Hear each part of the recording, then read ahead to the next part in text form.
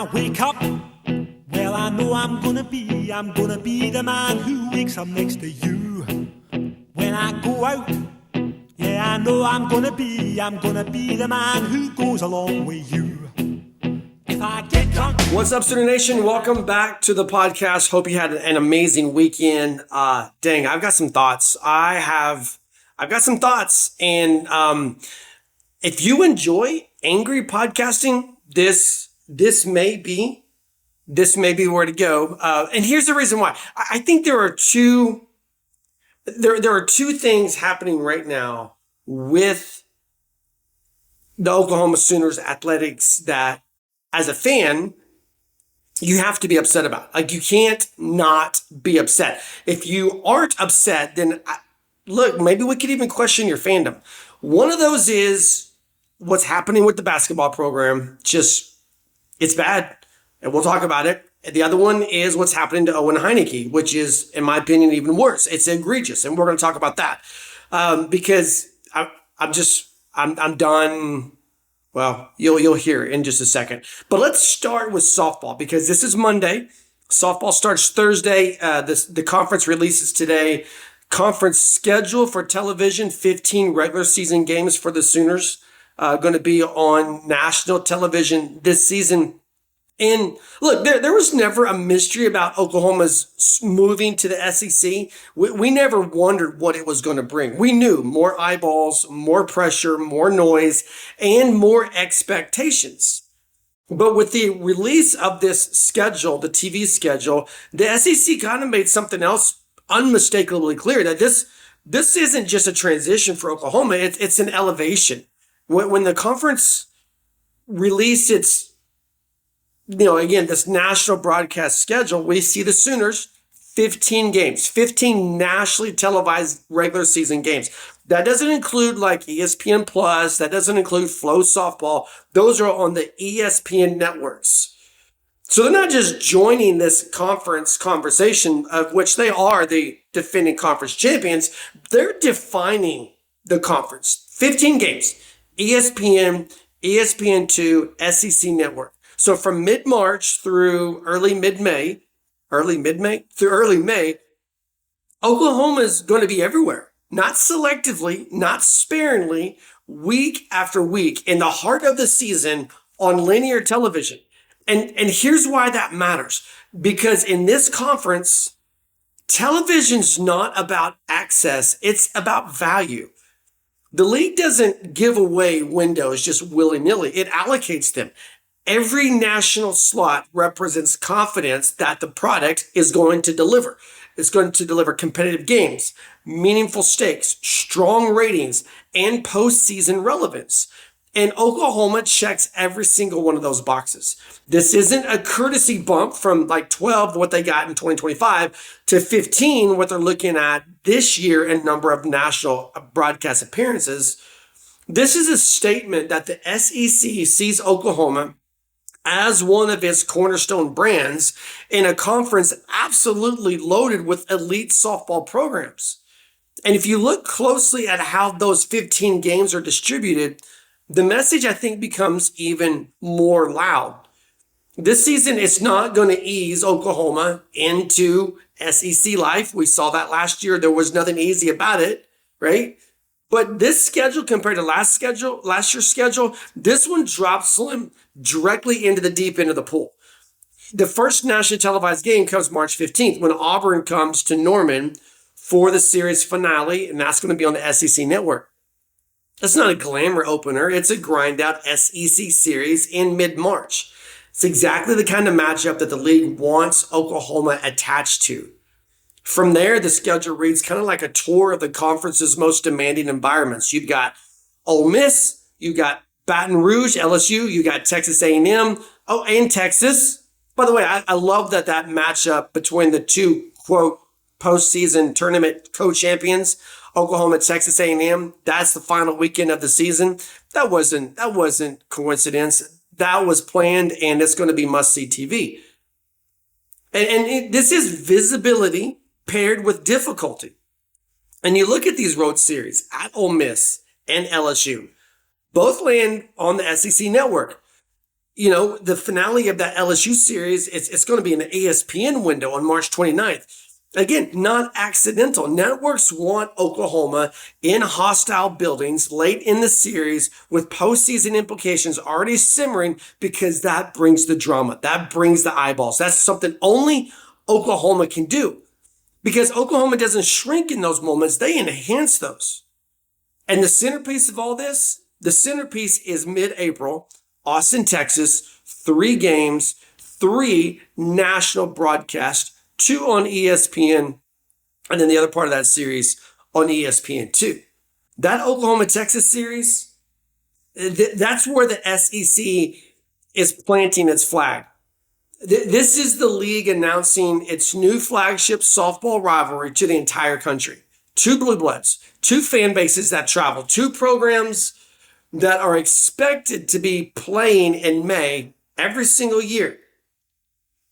The fact that every game of this series will air nationally tells you everything you need to know about how the SEC views Oklahoma's role moving forward. This wasn't an addition to the conference for nostalgia. This isn't legacy branding. This is trust. They trust that the matchup, whatever it is with Oklahoma, it's going to matter. They trust that the games are going to be competitive. They trust that the stakes are going to feel very, very real because they are. They will be. And so whether it's conference positioning or postseason seeding, the SEC is betting that Oklahoma, Texas is going to carry the weight and the ratings no matter where it's played. And what's just as telling is that Oklahoma's television presence is not limited to road tests. You got Lowe's Field becoming a recurring national stage as well. We already mentioned the Auburn game, but you got Wichita State, you got Arkansas, you got Georgia. All those are going to air on the ESPN platforms, reinforcing that Oklahoma isn't just valuable as a road draw. It is a destination product here at home. And then you got April 15th, Oklahoma State, Bedlam, Devon Park, ESPN2. A non-conference rivalry still earns national window because Oklahoma's involvement raises the profile of this entire event. Even outside of SEC play, the Sooners bring built-in relevance. And that's not something that every program can say. The regular season television push, it's going to close at Texas A&M. We talked about it just a few minutes ago. Where all 3 games, April 30th through May 2nd, they're going to air again across SEC Network, ESPN2. And once again, like we said, this is strategic timing. Late season SEC series often decide more than just conference standings. They shape NCAA tournament seeding, hosting opportunities, and postseason paths. And by putting that series on national television, the SEC ensures one of the most important late season matchups stays front and center on the national conversation, on the national stage. And once again, Oklahoma is trusted to carry that moment. Now, the broadcast numbers, they're going to grab headlines, but there's also the streaming breakdown. You got early season road games starting Thursday, Arizona State and Arizona. Those are going to be on ESPN Plus. So it's going to give fans access to 2 critical measuring stick series. The Marionette Collegiate Classic is going to be on Flow College, preserving visibility during one of the sport's most important early tournaments.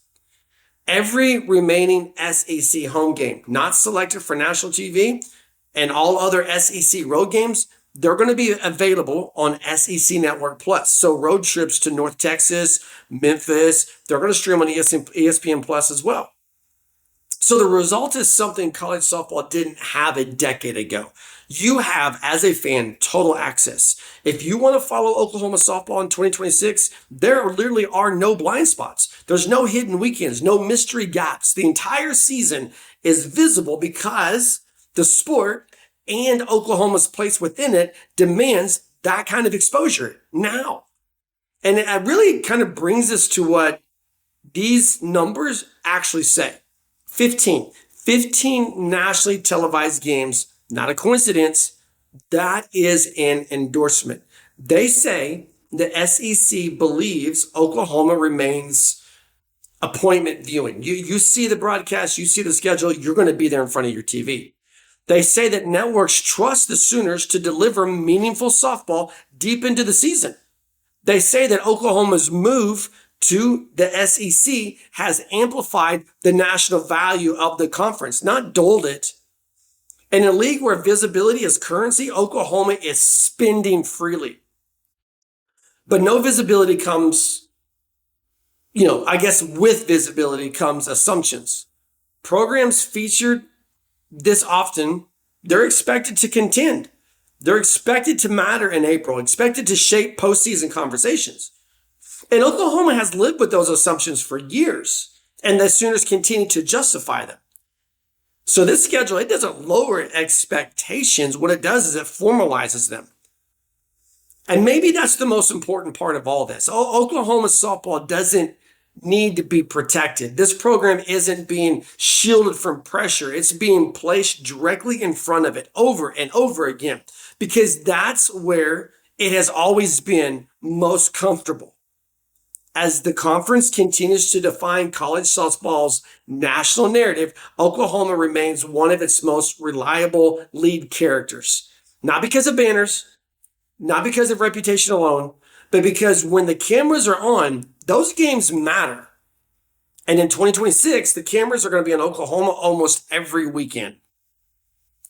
Absolutely not an accident. That is the SEC telling you exactly who it believes drives this sport forward.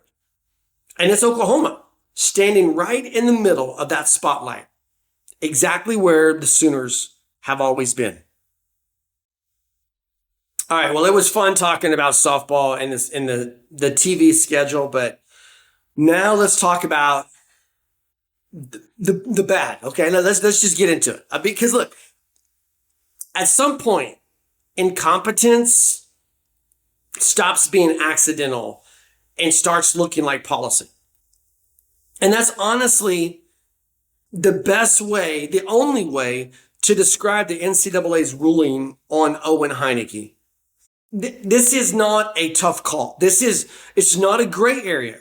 This isn't a case that required weeks of deliberation and some legal gymnastics. This is a decision so detached from reality that it exposes everything broken about how college sports are governed in the year 2026.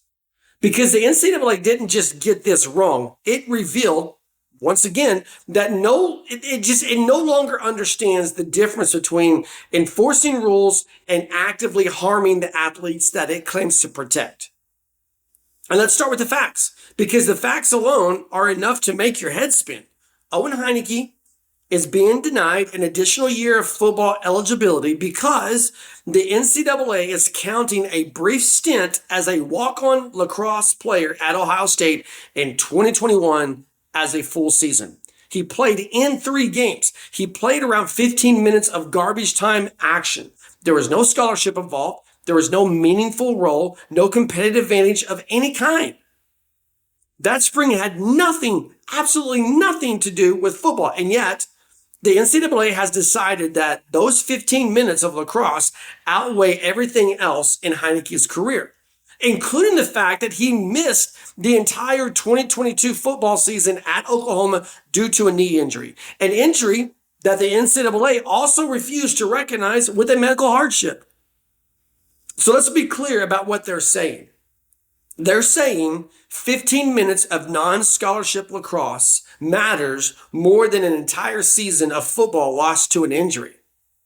It is not rule enforcement. That is administrative malpractice. And this is where the ruling crosses from questionable into indefensible. Because this decision exists in a landscape where the NCAA is routinely approving 7th and even 8 years of eligibility for other athletes. 8 years. Miami linebacker Mohamed Toure recently cleared for that unprecedented 8th season. So let that sink in. The NCAA is denying Owen Heinecke a 4th year while greenlighting 8 years somewhere else. And so you can't claim consistency while operating with that type of disparity. You can't hide behind, quote, the rules when the rules bend, stretch, and disappear depending on the case or the school or the legal pressure that's involved. So this isn't about Oklahoma. It isn't even about favoritism. What it is it's about credibility, or literally the complete absence of it. What makes it worse is who Owen Heinecke actually is. We're not talking about a 5-star recruit who bounced between programs chasing NIL money. He's not a transfer shopping for depth charts or exposure. We're talking about a walk-on. We're talking about a guy who suffered through an injury and lost a year. We're talking about a grinder. The type of athlete that the NCAA loves to feature in its marketing campaigns until that athlete needs something back, needs something in return. And by 2025, Heinecke had become one of the best linebackers in the SEC. He got 74 tackles, 12 tackles for loss, 3 sacks, second team all-conference, a leader, a tone setter, a cornerstone of Oklahoma's defense. And the NCAA's response is essentially, yeah, sorry, your career is over because you played 15 minutes of a different sport. That's not governance. That's cruelty disguised as compliance. And the NCAA still loves to talk about amateurism and the integrity of the student-athlete experience, but rulings like this, they expose those phrases for what they've always been. Those are just shields. It's convenient language used to justify unchecked authority. This is the same organization that once banned athletes from receiving laptop computers, the same one that punished USC years after Reggie Bush left campus, the same one that spent decades hounding Jerry Tarkanian, only for the Supreme Court to confirm that the NCAA doesn't even have to provide basic due process protections because it isn't a state actor. And that's the heart of the problem here. The NCAA operates like a government agency without accountability of anybody. It writes its own rules. It enforces them selectively. And it only changes when courts or lawmakers force the hand. NCAA versus Alston. It wasn't just a loss. It was a public rebuke. Supreme Court Justice Brett Kavanaugh openly questioned whether the NCAA's business model would be legal in any other industry. That wasn't subtle, and yet 5 years later, we're still pretending that this organization is capable of ethical self-regulation. This ruling with Owen Heinecke, it exposes all of that in the NCAA, but you know what else it does? It shows the insecurity that the NCAA has in the NIL era. It has lost control of the big things. It can't meaningfully regulate NIL. It can't control the transfer portal. It can't enforce competitive balance between $1 billion ecosystem. So it compensates by cracking down on the small things. It can't stop money, but it can still end a player's career over 15 minutes of lacrosse. That's not strength. That's panic. And look, there's a human cost here as well. By denying this appeal, the NCAA, they're not just closing a chapter, it is actively interfering with Heinecke's future. Another season of SEC film, think what that could do to elevate his NFL draft stock. Another year of developmental growth within this program could mean the difference between a roster spot or a practice squad. And the NCAA knows this. It just simply doesn't care. Because when challenged, it retreats to its favorite defense. We're just following the rules. But rules without judgment, dangerous. Rules without consistency, illegitimate. And rules without humanity, indefensible. Absolutely indefensible. And that's why Jim Nagy was right to call this out publicly. Programs are done pretending that these decisions make sense. Fans are done accepting them quietly, and athletes are increasingly turning to lawyers because they've learned something important. The only way to get justice from the NCAA is to threaten it, which brings us to the almost certain conclusion here of Heinecke's saga. The families retain legal counsel. An injunction is not a threat. It is the next step. And when that happens, the NCAA likely to fold quietly the same way it always does when legal pressure mounts. And I think that may be the most damaging truth of all here. The NCAA doesn't It's not consistent until it's sued. It isn't flexible until it's forced. It isn't compassionate unless a judge demands it. Owen Heinecke's case should have been approved instantly by anyone capable of basic reasoning. Instead, it's another reminder that the NCAA is no longer fit to govern modern college sports. Not because the game has changed, but because the NCAA refuses to change. I'd like to tell you that rant against the NCAA kind of made me feel better. But the truth is, I don't, because now I got to talk about basketball. And man, I've never been one to champion the cause, the campaign for a coach to be fired. That's just never been me. But I think we're at the end of the line with Oklahoma basketball. And there's a particular point. It's almost like a sound that tells you that a season has crossed that line. Not a groan, not a sigh. There's plenty of those with Oklahoma basketball. Not even a restless murmur of a crowd hoping for one more run to make everything feel salvageable. There's a sharper, more angry, more final noise that comes out of a fan base. And Saturday afternoon in Norman, as we saw Oklahoma's 8th straight loss kind of begin to settle on the school board, 79-69 to Texas, the noise inside Lord Noble, it stopped being about missed shots or blown rotations, and it became about accountability. The crowd began to chant, "Fire Mosier." Now, it wasn't subtle, and it certainly wasn't isolated, and I don't even think it was premature. Because this wasn't just another loss. This was the game where the record, the eye test, and the public mood finally all lined up together. Where hope gave way to honesty. And honesty says this: Oklahoma basketball is broken right now. And the problems are bigger than just an 8-game losing streak. For about 10 minutes, though, it didn't feel that way. Oklahoma came out playing like a team that still believed. As the Sooners blitzed Texas out of the gate, racing out to a 23-9 lead. But I mean, look, that felt equal parts energy and relief. You saw the ball move, the defense swarmed, and Texas missed 11 of its first 14 shots, but yet nobody in that arena and nobody watching on television was confident and comfortable with what they were seeing from the Sooners. Nigel Pack played with confidence, not desperation, not forcing, but the kid had freedom.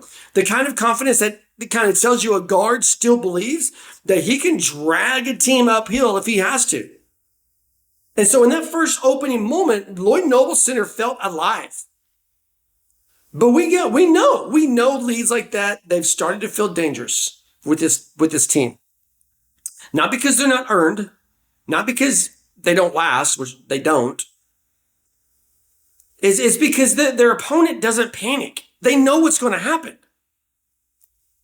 Texas didn't rush shots. It didn't abandon its plan. The Longhorns just simply waited for Oklahoma to blink, and eventually, Oklahoma always blinks. The collapse, we saw it. It wasn't sudden, but it was absolutely predictable. From the moment that Texas settled into this game, everything began drifting in a direction that is far too familiar for Sooner Nation. Oklahoma didn't fall apart all at once. They just leaked. A missed rotation here, a late closeout there, a straight line drive that reached the rim without resistance. A defensive possession that ended not with a stop, but just kind of with resignation. And over the final 30 minutes of this game, last 10 minutes of the first half and the 20 minutes of the second half, Texas shot 77% from the field. And that's not a number that happens by accident. It doesn't happen because a team gets hot. It happens when a defense stops dictating and starts reacting. When penetration just becomes routine. When help defense arrives late or not even at all. Dylan Swain didn't look like a star because he took over the game. He looked like a star because Oklahoma never took him out of this game. 18 points, 10 rebounds, constant pressure at the rim. And when this game tightened, Oklahoma still led by 6 under 9 minutes to play. Texas, they didn't hesitate. They attacked. They trusted the reads. They trusted the spacing. Oklahoma did none of those things. And that was the stretch that kind of set the tone, set the desi, let you know what was about to come. But it's at the very end of these games, the last 4 minutes. I think, what was it? 3 minutes, 45 seconds. I just looked at my notes. So we'll round up 4 minutes, right? Oklahoma didn't make a field goal in the final 3 minutes and 45 seconds. Not one field goal. And this wasn't about rush shots or bad luck. Oklahoma just simply ran out of answers.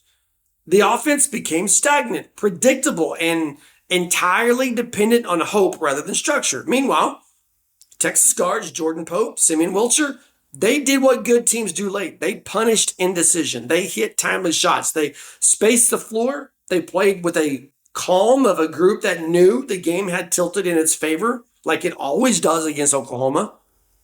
And Texas goes on a decisive 24-8 closing run to this game. The Longhorns didn't overpower Oklahoma.